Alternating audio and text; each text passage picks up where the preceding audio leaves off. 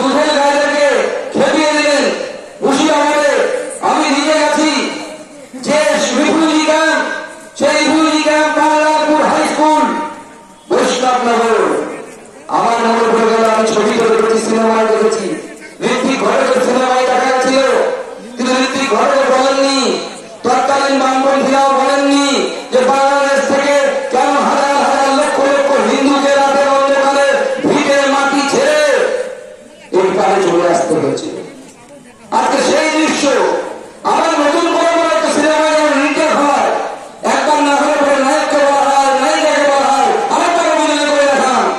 সেই রকম রিটেকের মধ্যে বাংলাদেশের দৃশ্য, অর্থাৎ পূর্ব পাকিস্তান থেকে ঘাড়ে ছেলে, কারো ঘাড়ে বউ, কারো ঘাড়ে বৃদ্ধা মা, হাতে একটা নোংরা কাপড়ে ওঠা পুটলি, বছরে একটা মাত্র কাপড়ের পেটে খিদে, চোখে লজ্জা, কারণ নিজের চোখের সামনে বইয়ের চুলের মুঠি ধরে ঠাড়া হয়েছে, কারো বউকে হয়তো ধর্ষিতা হয়তো হয়েছে, কারো নারায়ণ সিরাজ হয়তো লাঠি মেরে ফেলে দেওয়া হয়েছে। সেই লজ্জাকে বুকে নিয়ে, চোখে লক্ষ লজ্জা নিয়ে হাজার হাজার মানুষকে, তাদের লক্ষ লক্ষ মানুষকে বাংলাদেশ থেকে যেভাবে আসতে হয়েছিল, সেদিন পাল্লালপুরে গঙ্গা পার হয়ে মানুষকে রাতের অন্ধকারে সেইভাবে পালিয়ে আসতে হয়েছে। বিশ্বাস করবেন না, সেই পাল্লালপুর ক্যাম্পে কয়েকশো মানুষ, তার মধ্যে একটা ছোট বাচ্চা যার বয়স হচ্ছে 4 দিন, আর 65-75 বয়সের বৃদ্ধ সেও আছে। হিন্দু সমাজ যারা বছরের পর বছর বলে গেছে, যারা বছরের পর বছর বলে গেছে, মোরা একই দিনকে দুইটি কুসুম হিন্দু মুসলমান, তাদের ভাবার সময় এসেছে। মোরা একই দিনকে দুইটি কুসুম হিন্দু মুসলমান, তবে কেন ভাঙলি ভারত, করলি পাকিস্তান, এই বক্তব্যটা করার সময় এসে গেছে।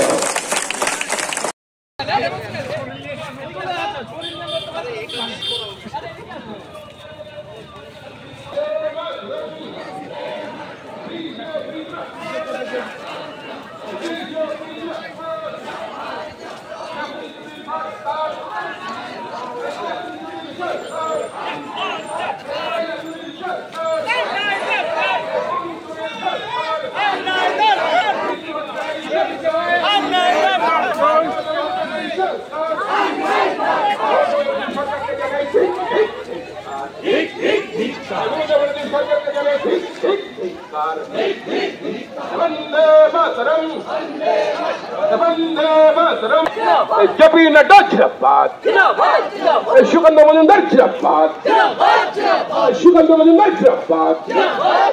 গোটা রাজ্য জুড়ে সুকান্তদার নেতৃত্বে বিজেপি লড়ছে, লড়বে। গোটা রাজ্য জুড়ে দুর্নীতির বিরুদ্ধে সুকান্তদার নেতৃত্বে বিজেপি লড়ছে, লড়বে। চাকরি চোরের সরকার, এই গরু চোরের সরকার, বন্দে মাতরম, বন্দে মাতরম। সুকান্তদার নেতৃত্বে রাজ্য জুড়ে বিজেপি দুর্নীতির বিরুদ্ধে লড়ছে, লড়বে। যোগ্য শিক্ষকদের চাকরি ফিরিয়ে দেওয়ার দাবিতে সুকান্তদার নেতৃত্বে বিজেপি লড়ছে, লড়বে। চাকরি চোরের সরকার, গরু চোরের সরকার, চাকরি চোরের সরকার, মানুষ মারা সরকার, হিন্দু হত্যাকারী সরকার। বিজেপি বাসের ব্যারিকেড করে বিজেপিকে রোখা যায়নি, যাবে না। বাসের ব্যারিকেড করে বন্দে মাতরম, বিজেপি বিজেপি সুকান্তদার নেতৃত্বে রাজ্য জুড়ে বিজেপি লড়ছে, লড়ছে, সুকান্তদার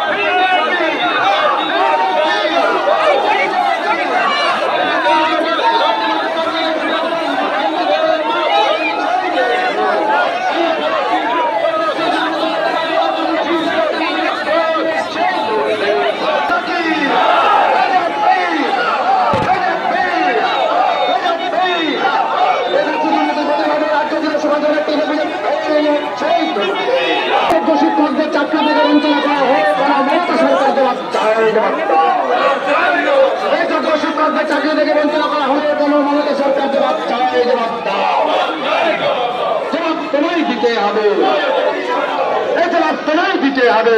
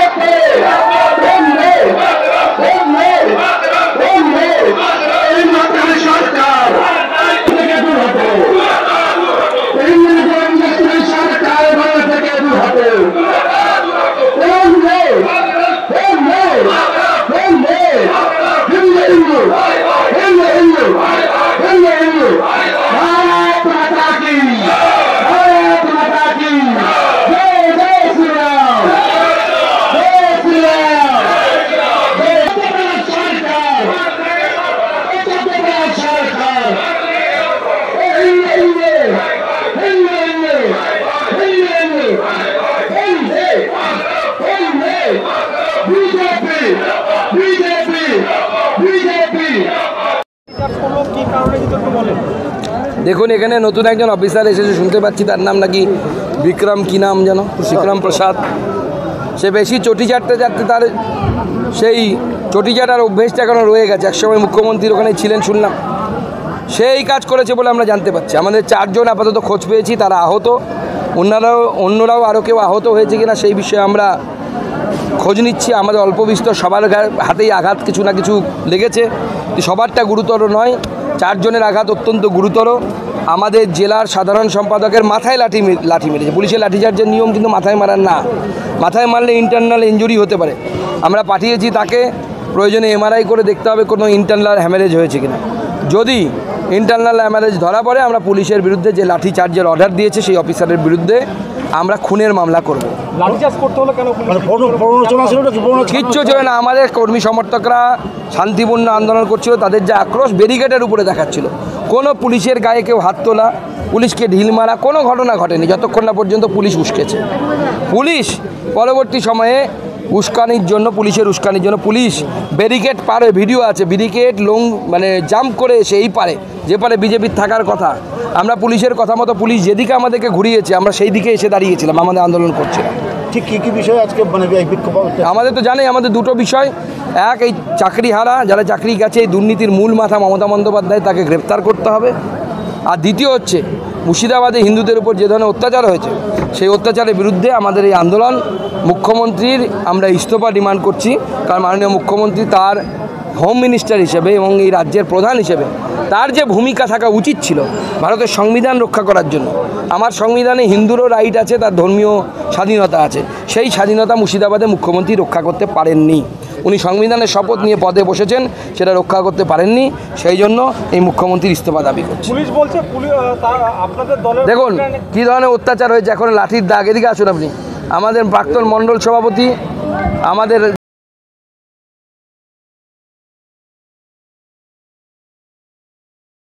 পুলিশ কিভাবে আহত হলো? পুলিশকে মেরেছেটাকে?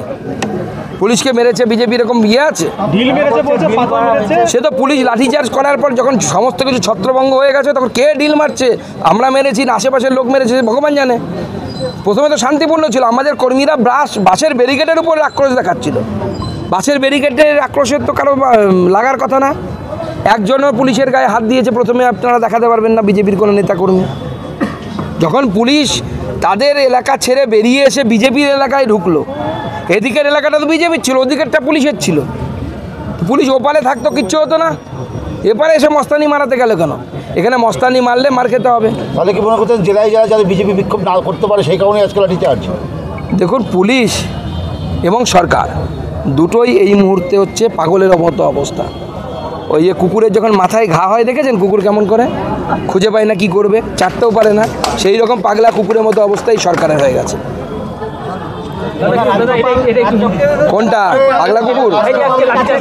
ভেঙে পড়লেন পরিবারের লোকেরা, রাজ্যপালের কাছে কান্নায় ভেঙে পড়লেন পরিবারের লোকেরা, শাস্তির দাবি করছেন। দেখুন যা ভয়াবহ পরিস্থিতির মধ্যে দিয়ে গেছে না, ওই পরিস্থিতি যদি একবার আপনারা চোখের সামনে, আপনার আমার চোখের সামনে যদি ভয়, আমরাও কাঁদব। এটা বাস্তবিকতা। যেদিন আপনি হয়তো নববর্ষ পালন করছিলাম, সেদিন ওই ক্যাম্পের মহিলারা ভাতের থালা নিয়ে কাঁদতে কাঁদতে মুখে ভাত দিচ্ছিল। অর্থাৎ যারা নিজের পায়ে দাঁড়িয়ে নিজের রোজগারের পয়সায় বিড়ি বেঁধে হলেও সসম্মানের সাথে খেতেন, তাদেরকে ভিক্ষা করে খেতে হচ্ছিল। ওই ক্যাম্পে যে ভিক্ষা আসছিল সেটাতে খেতে হচ্ছিল। এর থেকে লজ্জার আর কি হতে পারে? মহিলা কমিশনের কাছে একই দাবি করেছে বিএসএফ ক্যাম্পে। না, ওখানকার মহিলাদের দাবিও তাই। আমি যে 8টা পরিবারকে নিয়ে গেছিলাম, 8 জনকে নিয়ে গেছিলাম ক্যাম্প থেকে রাজ্যপালের কাছে এবং ডিজির কাছে, সব জায়গাতেই একই দাবি যে ওখানে বিএসএফ ক্যাম্প থাকতে হবে, না হলে ভারত বিরোধী কার্যকলাপের আখড়া হয়ে উঠেছে। বিএসএফের উপরে মানুষের ভরসা আছে, পুলিশের উপরে মানুষের বিন্দুমাত্র ভরসা নেই। এসব দেখে মনে পুলিশের মাথায় ঘা হয়ে গেছে, সেই রকম করছে পাগলা কুকুরের মতো আচরণ। প্রতিনিধি নাকি সাদা কাগজে মুর্শিদাবাদের গ্রামের মহিলাদের দিয়ে সই করিয়ে দিচ্ছে, এটা পোস্ট করেছেন। দেখুন সে তো মহিলারা বলবে কি দাবিতে তারা সই করেছে, সে তো মহিলারা বলবে। কুণাল ঘোষ বলার কে? কুণাল ঘোষ কি মহিলা নাকি? তাহলে শাড়ি পরে চুরি পরে ওই ক্যাম্পে চলুক। আমি তো কুণাল ঘোষকে আবেদন জানাচ্ছি, দম থাকলে এক রাত্র ওই ক্যাম্পে গিয়ে থাকুক। যদি দম থাকে ওই মহিলাদের প্রতি সহানুভূতি থাকে, এক রাত শাড়ি পরুন, হাতিয়ার চুড়ি পরুন, পরে গিয়ে ওই ক্যাম্পে গিয়ে থাকুন, দেখি কেমন হয়। সীমান্তবর্তী জেলা যেগুলো রয়েছে সেই জেলাগুলোতে কি তার একটি করে সিআরপিএফ বা বিএসএফ ক্যাম্প করা প্রতিটা জেলায় প্রয়োজন বলে মনে করছেন? দেখুন, জনতা মনে করছে, আমি কি মনে করছি সেটা বড় বিষয় নয়। পশ্চিমবঙ্গের জনতা মনে করছে, ওই মুর্শিদাবাদের লোকেরা মনে করছে যে আমরা সেফ নই এই পুলিশের হাতে। তো গণতন্ত্রে জনতার ডিমান্ড সব থেকে বড় ডিমান্ড, জনতা যা চাইবে সেটাই হওয়া উচিত। মুর্শিদাবাদের ঘটনার বেশ কয়েকদিন কেটে গিয়েছে, সর্বশেষ পরিস্থিতি কি এই মুহূর্তে? বাংলার পরিস্থিতি কি বা মুর্শিদাবাদের অবস্থা? বাংলার পরিস্থিতি ভয়াবহ, মুর্শিদাবাদের পরিস্থিতি অত্যন্ত খারাপ। সব জায়গাতে, যেখানে হিন্দু জনসংখ্যা কম, সব জায়গার হিন্দুরা অত্যন্ত আতঙ্কের মধ্যে দিয়ে দিন গুনছে। আমাদের জেলাতেও হরিরামপুরে একটা ঘটনা প্ল্যান করা হয়েছিল, আমাদের কাছে যা খবর ছিল। পরবর্তী সময় পুলিশ সেটাকে মানা করেছে, কিন্তু কতদিন এইভাবে মানা করে রাখবেন? বছরের পর বছর মেহফিল ওয়াজের নামে হিন্দু ধর্ম সম্পর্কে যে ধরনের প্রভোকিং শব্দ ব্যবহার করা হচ্ছে, এগুলো বন্ধ করা উচিত। আমাদের কর্মীদের উপরে অত্যাচার করে কতদিন সত্যকে ঢাকা রাখবে? একের পর এক কর্মীকে যেভাবে মারা হয়েছে, এর প্রত্যেকটার হিসেব আমরা খাতায় লিখে রাখছি, একজনকেও ছাড়বো না।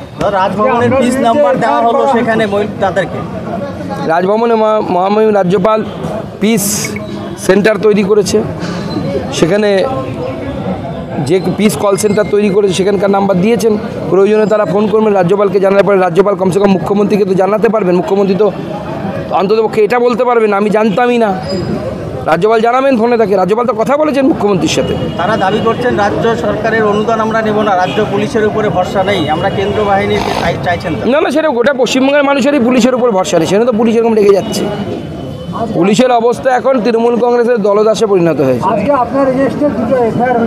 আজকে কোথায়? ভালো তো, মেডেল আমার জন্য ওটা। ঈশা খান চৌধুরী তৃণমূল কংগ্রেসের বি টিম, তৃণমূল কংগ্রেস বা তৃণমূল কংগ্রেসের বি টিম যদি আমার নামে এফআইআর করে, সেটা আমার জন্য মেডেল। আর পশ্চিমবঙ্গের হিন্দুদের স্বার্থের কথা বলতে গিয়ে, হিন্দুদের কথা বলতে গিয়ে যদি আমাকে জেলেও যেতে হয়, আমার বিন্দুমাত্র আফসোস থাকবে না, আমার পরিবারের লোকের আফসোস থাকবে। আতঙ্কে ঘুমাতে পারছি না, জাতীয় কমিশনের কাছে কান্নায় ভেঙে পড়লেন পরিবারের লোকেরা। দেখুন, অত্যন্ত স্বাভাবিক যে ভয়াবহ অভিজ্ঞতার সম্মুখীন হয়েছে, আমি আপনি হলেও ঘুমোতে পারতাম না। এইটা অনুধাবন করা আমাদের প্রয়োজন। আমরা হয়তো এখন ভালো অবস্থায় আছি, বেশি দিন এইভাবে ভালো অবস্থায় থাকবো না। ধন্যবাদ, চলুন।